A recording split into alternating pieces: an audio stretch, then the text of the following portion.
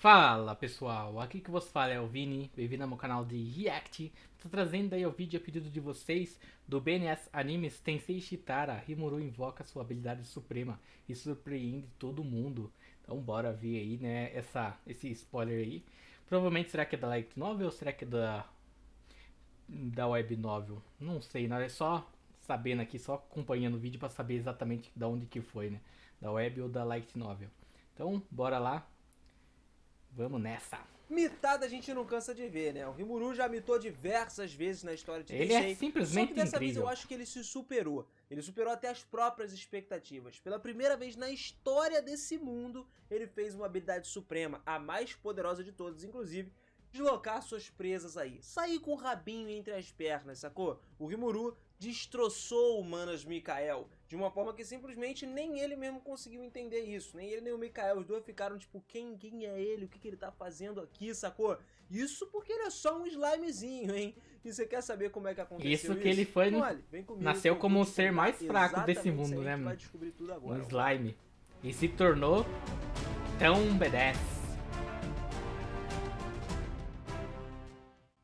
Fala, seus otakus, beleza? Eu sou o Binas e sejam muito bem-vindos a mais um vídeo aqui do canal. Quando o Rimuru enfrentou o Mikael, cara, ele tava com a maior pitada da sua vida, né? Sentia que tava sempre nesse tipo de situação, só que dessa vez era uma situação real que ele tava. O ataque inexplicável do Mikael derrotou até mesmo o Diablo, e não havia nada que o Rimuru pudesse fazer sobre isso, pra ser honesto. A única razão pela qual ele podia se dar o luxo de ser do jeito que ele estava sendo contra o Mikael era porque o Veldora ainda estava esperando ele lá no labirinto. E enquanto o Veldora estivesse seguro, o Rimuru poderia ser ressuscitado tranquilamente a qualquer momento. Já o Rudra, por outro lado, a quem Danrada havia jurado a sua lealdade e rejeitou o controle do Senhor Demônio, ele pretendia estabelecer uma nação unificada, um mundo onde todos pudessem viver felizes e harmoniosamente pelas suas próprias mãos. O estabelecimento de uma nação unificada era o seu objetivo principal. No entanto, devido a uma série de coisas, uma série de tragédias que aconteceram, o Rudra perdeu de vista esse seu sonho e o seu coração ficou cada vez mais desgastado. Ele se arrependeu dos dias em que ele era impotente de fazer qualquer coisa para o seu mestre, mas agora, nesse garoto chamado Masayuki, o ex-Rudra havia sido brilhantemente manifestado. Ele voltou à vida depois de ter sido derrotado.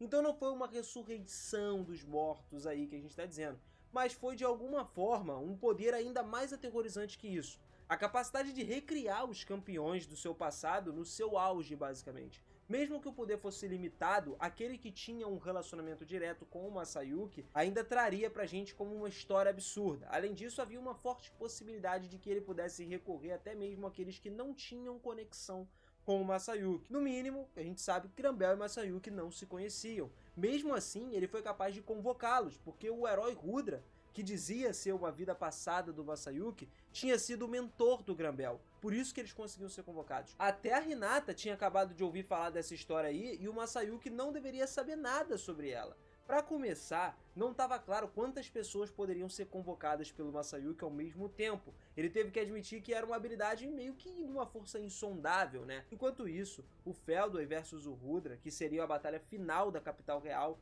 tinha acabado de começar. Estava nos seus preparativos e agora começou. A espada favorita do Rudra nos seus dias de herói atendeu o seu chamado. Era uma espada sagrada, dada ao Rudra pelo seu amigo e mentor Veldanava. Pô, então se o Veldanava criou, o bagulho é sério, né?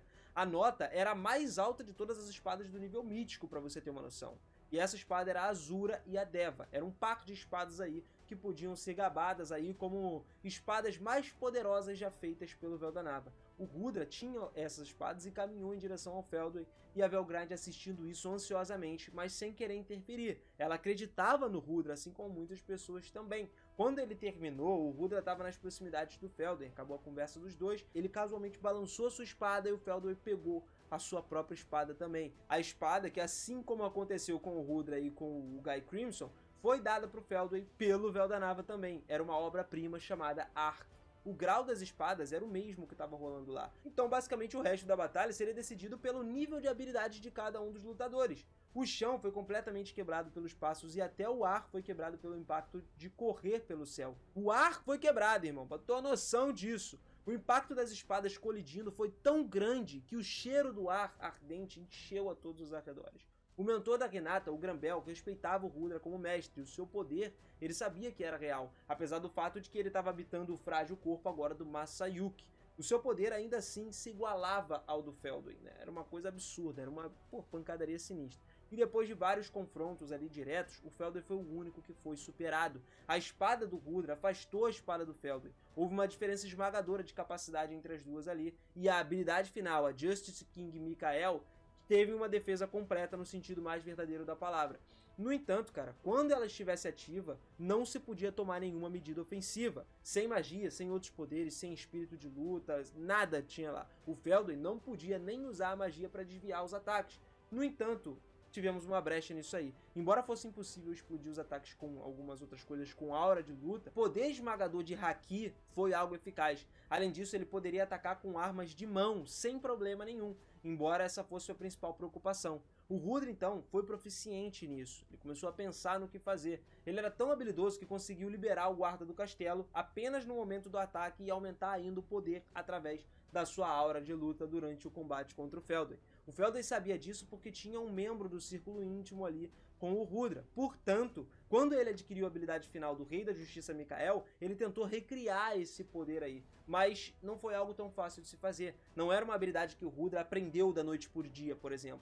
Mas sim um método de combate que ele aprendeu repetidamente enquanto ele estava tomando porrada, sendo espancado pelo mestre dele, o Véu da Nava. O cara brigou com o Véu da Nava de cara ali para aprender isso. E por isso é que foi uma grande conquista até mesmo ser capaz de imitar essa habilidade. Só que essa existência ainda tinha uma semelhança direta com o Uriel. O Rei da Justiça Mikael tinha essa paridade. Enquanto houvesse lealdade ao seu dono, o guarda do castelo era simplesmente invencível. Em outras palavras, o Rei do Pacto Uriel e o Rei da Justiça Mikael eram semelhantes no sentido de que ouviam as vozes daqueles que estavam conectados com eles.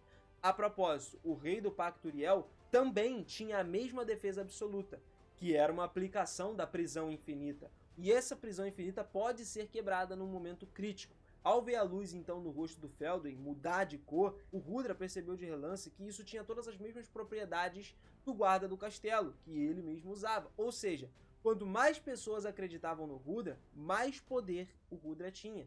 As palavras do Rudra eram totalmente verdadeiras agora. E o número total de seguidores do Feldwin foi inferior a 1 milhão. Estava muito baixo. O número daqueles que acreditavam no Feldwin tinha sido deteriorado ainda, reduzido, e agora acreditava-se que fosse inferior a 300 mil pessoas. Por outro lado, o número daqueles que acreditavam no Rudra chegou a 800 milhões, irmão, de pessoas. Apenas entre os súditos do Império, tá? A gente tá falando do geral, não. Só na capital real de Ingrácia, milhões de pessoas colocavam sua esperança no Rudra. E em outros lugares, botavam a esperança no Masayuki. Só que como eles dois agora eram a mesma pessoa relativamente, isso era aceito sem problemas. Havia uma enorme lacuna de pessoas ali entre o Rudra e o Feldwin em relação ao número absoluto de apoiadores que eles tinham. O rosto do Feldwin se torceu de frustração quando ele percebeu isso. Ele poderia sentir algo perigoso acontecendo. O fato é que, quando o Véu da Nava morreu, o Rei do Pacto Uriel deveria estar perdido. Só que, no entanto, o Rudra estava usando como se fosse apenas algo natural para ele. Uma situação inaceitável, sacou? Então, na voz do Rudra, o golpe final foi desencadeado. O Star King Dragon Flash, a nova Break, né? O confronto foi instantâneo com essa habilidade. Uma aterrorizante fúria de destruição irrompeu todo o local, cara. A área material não significava nada mais. Mesmo que a Belgrade tivesse contido a principal onda de choque e enviado para o céu, ela ainda estava quebrada, mano, e no rescaldo geral. Então, assim, era muita força, mano, que estava saindo dali. Esse não era um tipo de poder que poderia inclusive ser gerado pelo mero jogo de espadas. Era uma força irracional. Esse era o poder do herói do começo que poderia competir com o poder do Guy Crimson tranquilamente. É claro que foi o Feldwin quem caiu nessas habilidades aí. Bem, é o resultado justo, né? O Rudra sorriu refrescadamente com esse negócio aí, levantou a sua mão direita pro céu e foi sem sombra de dúvidas a declaração de vitória dele. Mas por outro lado, cara, o Mikael estava profundamente ciente da sua própria ingenuidade. Pra ser honesto, no começo ele pensou que o senhor demônio Rimuru era alguém insignificante também, quando estava lutando com ele. E isso mudou no momento que o Rimuru derrotou a Velgrinde. A partir de então ele considerou o Rimuru um inimigo e tomou as precauções extras para acabar com ele. Mesmo assim, ele ainda pensava que não seria muito inimigo em uma batalha de frente, é muito pesado uma batalha de frente. Só que agora, subestimam o nosso slime. se admitir que tinha sido ingênuo com relação ao nosso que querido tá numa slime. evolução Afinal, constantemente, o Senhor Demônio Rimuru entrou no mundo suspenso aí basicamente, que era um lugar que apenas algumas pessoas limitadas podiam entrar, e ele E entrou agora lá ele sem conseguiu, permissão ainda. conseguiu entrar. Nesse ponto, não tinha sentido parar o tempo pro Mikael. Então o Mikael levantou o time stop e decidiu esmagar o Rimuru com uma diferença esmagadora de poder. O time stop foi obtido, Vai dar light novel analisado isso. pelo Agora eu paciente consegui lembrar. Gabriel de Velzard, só que, cara, era algo inútil para alguém que pudesse manipular partículas de informação à vontade. Daí o Mikael começou a pensar como mantê-lo consumiria apenas energia desnecessária. Ele decidiu que seria mais vantajoso lutar de maneira direta com o Rimuru. Na verdade, o Mikael ganhou um grande poder ao aceitar os fatores dos dragões verdadeiros, né? O seu corpo tinha sido fortalecido a um ponto de invencibilidade e que ele basicamente estava transbordando em energia, sacou? Isso não era tudo não, tá? O Mikael, como condecoado ao chefe das Ultimate Skills angelicais, foi capaz de exibir totalmente todos os poderes que ele tinha analisado e assumir isso daí também. Pro Mikael, que tinha alcançado tal estado de existência, não tinha dúvida de que ele poderia vencer qualquer batalha enquanto estivesse presente. Ele tinha sido derrotado pela herói Chloe no passado, mas isso era apenas uma existência paralela, não era ele total, com menos de 20% do poder que ele tinha agora. Então, mano, o atual Mikael era algo imperfeito. A sua energia perdida havia sido reabastecida nesse momento. Na verdade, tinha uma disparidade de mais de 10 vezes entre o Mikael e o Lorde Demônio Rimuru na frente dele, tá ligado? Era uma disparidade absurda. Ele tinha certeza de que não tinha como ele perder. Só que o Mikael teve que admitir que o Rimuru era um monstro, literalmente. Todos os ataques que ele lançou no Rimuru não tiveram sucesso. Nenhum deles acertou o nosso slime. Até mesmo a aceleração do cardeal dragão Sorte não acertou, que ele tinha desencadeado como intenção mortal mesmo, foi instantaneamente afogada pelo Rimuru. Mikael não podia acreditar no que ele estava vendo com seus olhos. No momento em que ele perdeu toda a vantagem Subestimou o nosso de slime. parar o tempo, ele não tinha mais um meio Subestimou o nosso slime e deu nisso, uma cara. coisa que ele conseguisse causar dano no Rimuru. Quando ele percebeu isso, a batalha já tinha sido decidida. Isso porque o Rimuru observava e entendia cada habilidade que ele tava e absorvia essa habilidade. Se é o que Assim ela que fez ele nessa pensou batalha que aí, tava meu murmurando Deus, alguma não tem coisa, nem o como nível de ameaça explicar, do cara. Rimuru subiu para vários degraus acima. A cor dos seus olhos começou a brilhar em ouro e o Rimuru não era mais um oponente alcançável para o Mikael. Pô, uma disparidade de 100, ele conseguiu ultrapassar isso aí, a balança pesou pro outro lado. O guarda do castelo, do Mikael, não era mais eficaz contra o Rimuru, mas ele ainda tinha o Rei da Paciência Gabriel, que ele absorveu da Velzard. A sua essência era fixação e se orgulhava da proteção absoluta também. Com isso em mente, ele ativou a Crise da Neve, que era justamente para coagular a umidade no ar, derramando toda a sua força nele. Ele criou então um objeto indestrutível que se enrolava em torno do Mikael. No entanto, o Rimuru foi lá e engoliu esse poder novamente. E aí, vai fazer o quê? O Mikael agiu com base no julgamento racional que ele teve, mas os resultados foram tudo o que importavam. O Rimuru estava à frente. O Mikael não era tão incompetente a ponto de ignorar a realidade mostrada diante dele. Todos os meios de ataque tinham sido neutralizados e as suas defesas tinham desaparecido completamente. Ao mesmo tempo, outra coisa sugeriu para ele que ele procurasse algumas informações do local, mas de qualquer maneira o Mikael tinha existência paralela, então mesmo que ele fosse derrotado aqui, ele poderia ser revivido independente, né? Isso porque ele estava na paridade ali com o Feldway. Na verdade, como ele havia transferido seu poder para o Feldway, era possível atacá-lo, mesmo que fosse imprudente fazer isso. No entanto, o Senhor Demônio Rimuru era alguém incompreensível, cara, era incomparável, e a fuga do Mikael já tinha sido até bloqueada por ele.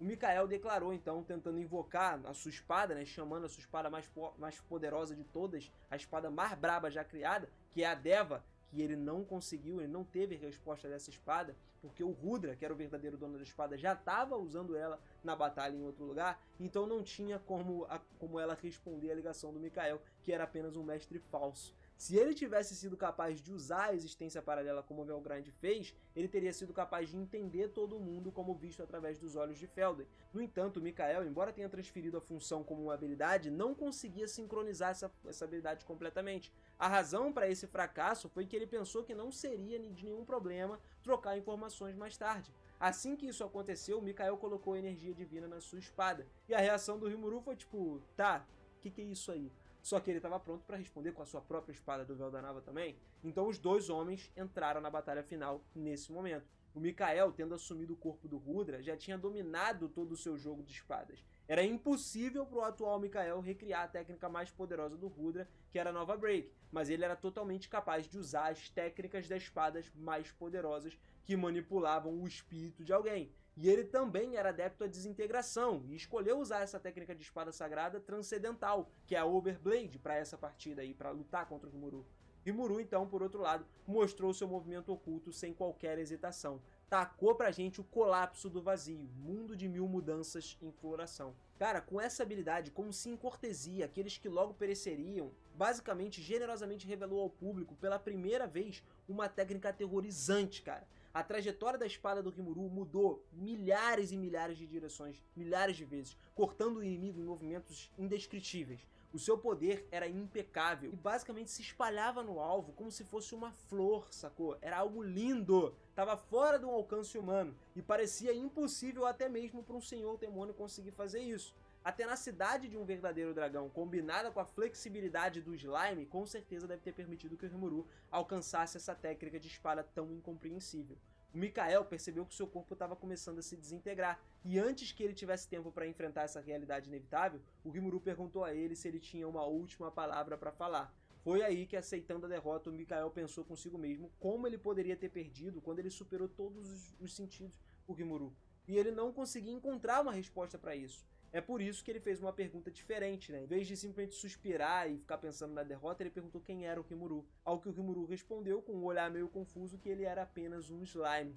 Depois disso, o Rimuru interrompeu a conversa e colocou a mão dele, que veio descansar sobre o Mikael, e usou o Deus do Vazio, Azatoth. E pela primeira vez nesse mundo, a habilidade final e mais poderosa deslocou as suas presas aí. O poder irresistível da paz, que era o Devorador da Alma, engoliu todo o Mikael nesse momento.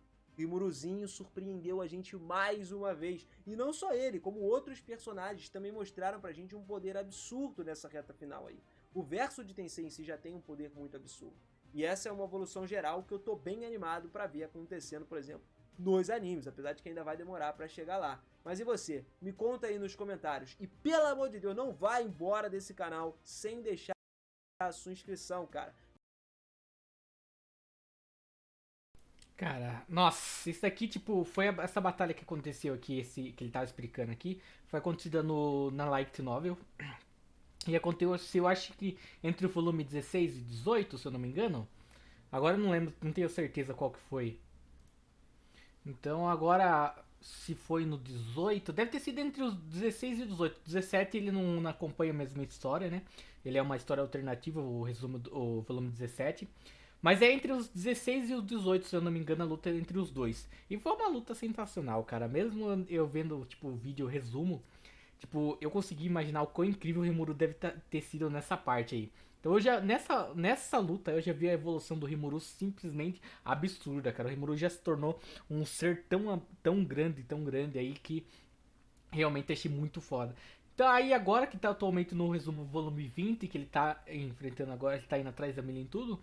E ele tá se segurando, se eu não me engano, né? O Rimuru não tá usando o seu máximo até porque para evitar a destruição do mundo, né?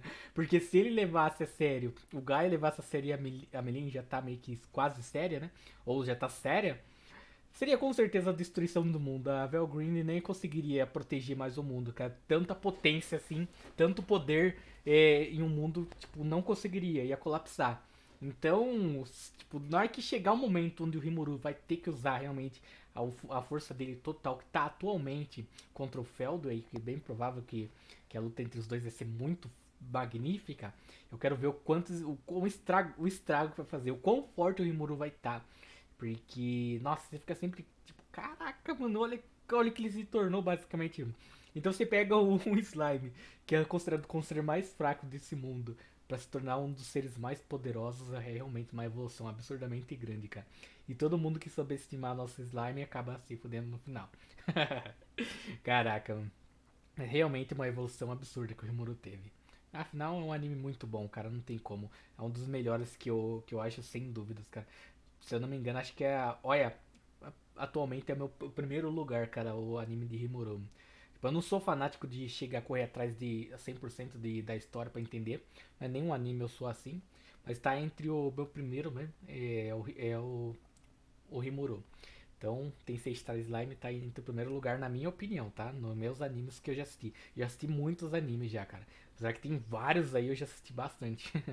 Mas então é isso, pessoal. Valeu pra quem acompanhou até agora. Se gostou, só curte, se inscreve no canal. Deixa nos comentários um vídeo e uma música que não tá reagindo, beleza? Vou indo nessa, falou, até a próxima e fui.